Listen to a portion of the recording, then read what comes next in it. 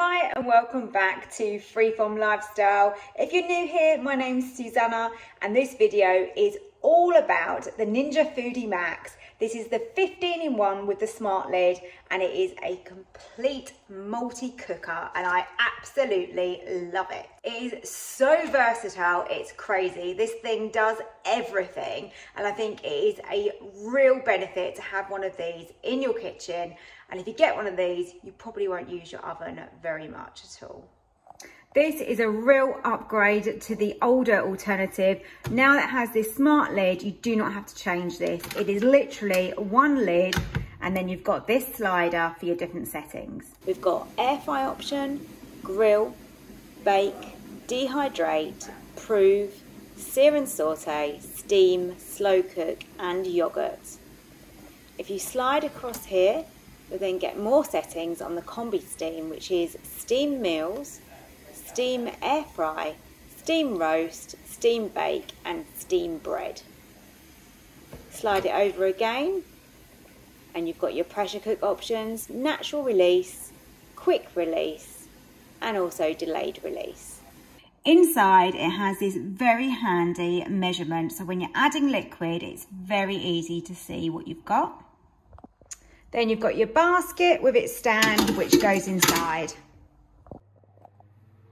Something else that's really great about this is temperature changes. So if I literally turn that right down and press start again, it will instantly change the temperature.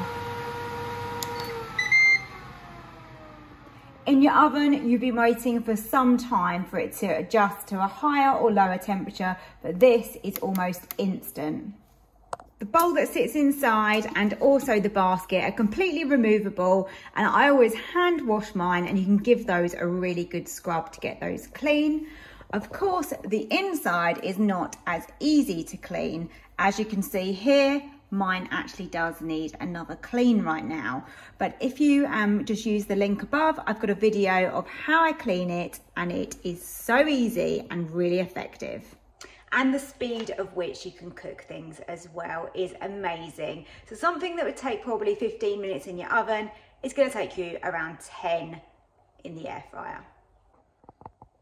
Another great thing about the air fryer is that you can reheat food. So when you want that thing to be crispy still, like say some leftover pizza, you pop it in there, a couple of minutes later, it's hot, it's fresh, we've got that crispiness back. You just wouldn't get that if you put it in the microwave. And if you put it in the oven, it's just gonna take a lot longer to make. I would say that the downside of this is it's probably not as easy for children to use as it would be if you had a 2-drawer one. So the 2 drawers that are normally at the front on the other version and you literally pull them out. With this, you've got quite a heavy lid. It is quite heavy. And also you've got to reach in. And obviously this is hot. Would be hot if obviously I just cooked something. So yeah, that is the downside I would say compared to a Ninja with 2 baskets.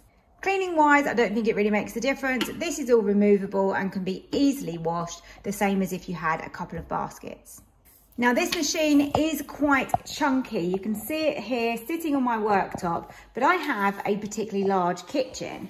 So if I go back, look, you can see that takes up a real big corner space. Not an issue for me whatsoever in my kitchen, but for some people with smaller kitchens, you do need to be prepared to let it take up some space. But as long as you're using it, I don't see it as an issue.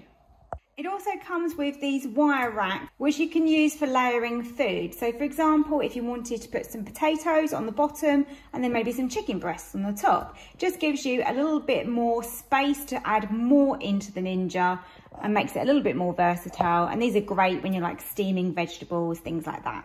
It is quite a noisy machine. On air fry, I'll give you an idea of what sort of noise level that you're looking at.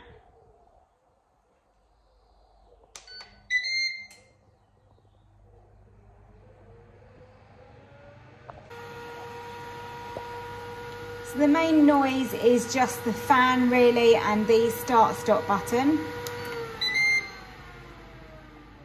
Obviously it's good that it's loud because if you go into another room, you want to know when it's finished. It also does beep like that as well when it is halfway through cooking. So you know when you can just recheck it, maybe give it a shake, turn something over. When you're using the pressure cook mode, you have got here on the side, you've got vent and you've also got seal. So you just need to make sure that that is in place when you want to build up the pressure. Obviously it needs to be sealed, and you can manually then turn that to vent and that will let the pressure out. Just make sure that nothing is nearby because when that pressure comes out, that is hot. On the very side, just hidden away, is this plastic pot. Captures any liquid. So when you're pressure cooking and you've got steam being created in there, obviously that needs to be released somehow. So literally that just sits in there, and when you open the lid, when the liquid comes down, it goes into these little tunnels that run around the edge and down into here. And this can be really easily removed like that, and you can just wash it up. If you're cooking something like chips in the air fryer, you would need to like sort of grab the basket and give it a shake around. This is going to be hot, so it's not so easy to do. If you have a dual drawer or even a single drawer, you can obviously pull that out, then the handle is cool and you can give it a shake. So I'd say that is probably a downside of this model. It really depends on what you like to cook, for which Ninja is going to be best for you, but I believe that this is the most versatile and allows me to pressure cook, reheat, steam, air fry, slow cook. It does everything. I really enjoy using my Ninja, and I believe that the food tastes a lot better as well. I love the versatility of this, and I've definitely not regretted spending around £300 is what it cost me at the time when I purchased it, and I think it's one of my best investments that I've made in the kitchen. I don't just use the slow cooker in the winter time, I use it during the summer as well. And I just find it a really easy option when you're going to be out all day and you want to come back to a really nice dinner. And you've got the high settings, so some things do cook pretty quick even though it's a slow cooker. So I've spoken a bit about the settings and what it can do, but let me show you some different things that I cook in it and give you some ideas and some inspiration, and of course leave me a comment. If you'd like more ideas about what you can cook in it or how to use it, then I'll be more than happy to reply to you and help. I'm going to start off by just showing you a couple of things that you can cook on the air fryer mode. First thing here is just some pre-bought rolls that need to be cooked so much quicker than popping them in the oven. You haven't got to preheat the Ninja either, just pop them in. I think they're perfect, done for about 6 minutes on 180. Look at those. Lovely colour all over, beautifully golden. I never cook my bacon any other way now but in my air fryer.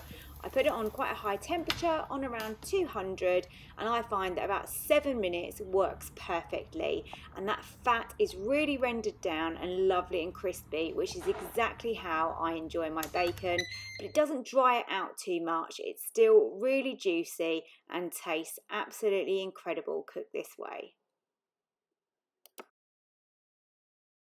I'm going to show you how to use a few different functions on the air fryer, and we're going to create a gorgeous honey glazed gammon, and that's in my basket there.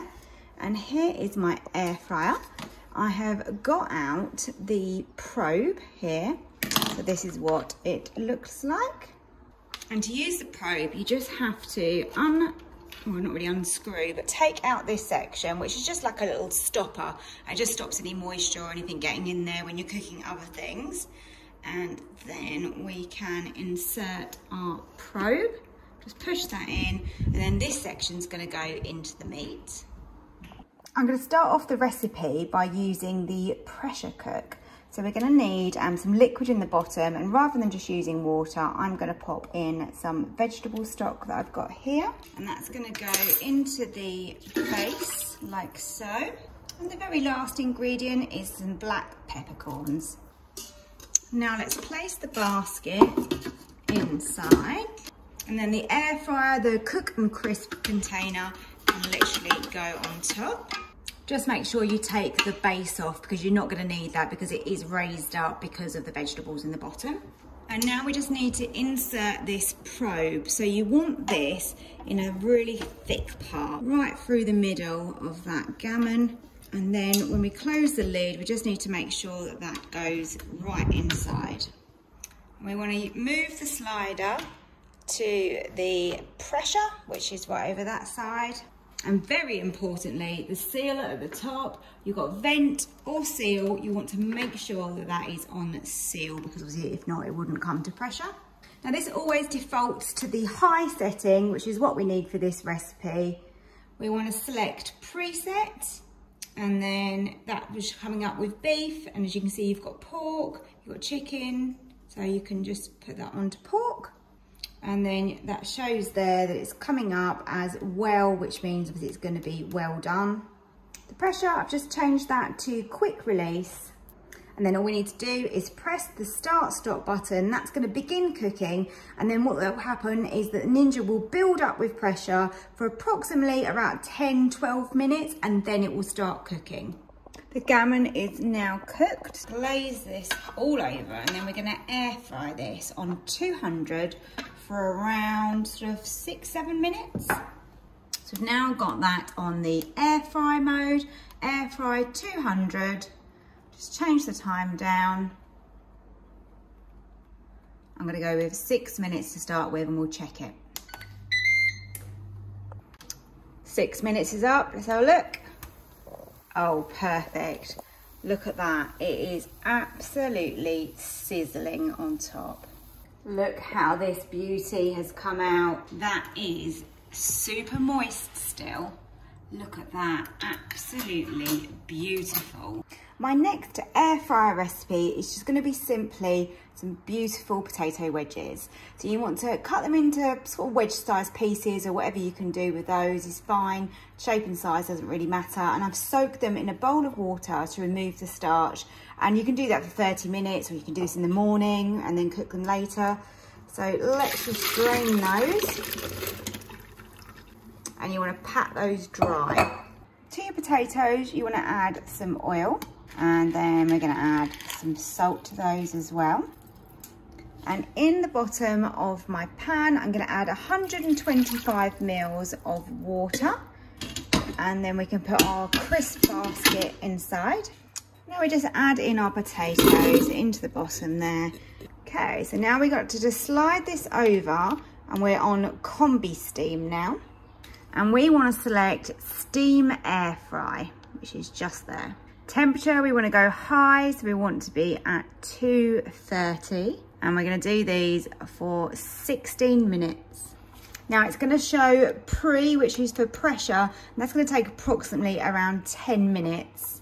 Once it gets to pressure, it will then start counting down your 16 minutes. That has just started, it's counting down from 16 minutes. Right, we're nearly down to 9 minutes, and that's the point where you want to open this up and then add that beautiful seasoning, which is going to give so much flavour to these potato wedges. So we're nearly there. 3, 2, 1. Let's lift that up. Have a look what's going on in there. Oh yeah, they've softened really nicely. Perfect. This is what they look like now they've got all that seasoning on. So pop the lid back down and continue cooking. It's just finished and the kitchen smells amazing. Look at those. I've served these up with some sour cream, but of course they go great with ketchup or mayo or as a side dish. So super crisp, and they've got all that flavour on the outside. Crispy on the outside, but fluffy in the middle. And I've tried one, they taste absolutely delicious. This is my creamy chicken and chorizo sun-dried tomato pasta. Just using a garlic paste. Next, I'm going to pop in some sun-dried tomato pesto. I want to add some basil. This is just some frozen. So I've got some chorizo. Again, I'm using a bag of frozen. I think this is always good to have, and this works well for me. The last thing to go into here is my chicken stock, which I've just made using a stock cube, and we just pour that in, and then that can go in the slow cooker. We're going to put this on high. If you wanted to cook it for longer, then you know, go ahead, put it on low for maybe 6 hours. but I'm going to pop this on high for probably about 3.5 hours, should do the trick. Into this later, we're going to add some cream and also some spinach. This is what my pasta sauce looks like, and now I just need to serve it up with the pasta. I really hope you enjoyed me showing how I use my Ninja 15-in-1 and what I like and dislike about it. And if you're thinking of buying one but you're not sure and you've got any questions, then please do leave me a comment. I'm really happy to help you where I can. Overall, I am so happy with my purchase and I think I'll be using it for a very long time. So thank you for watching my video. Please hit the like button because it helps my channel so much. And please subscribe to my channel as well, and I will see you again for another video.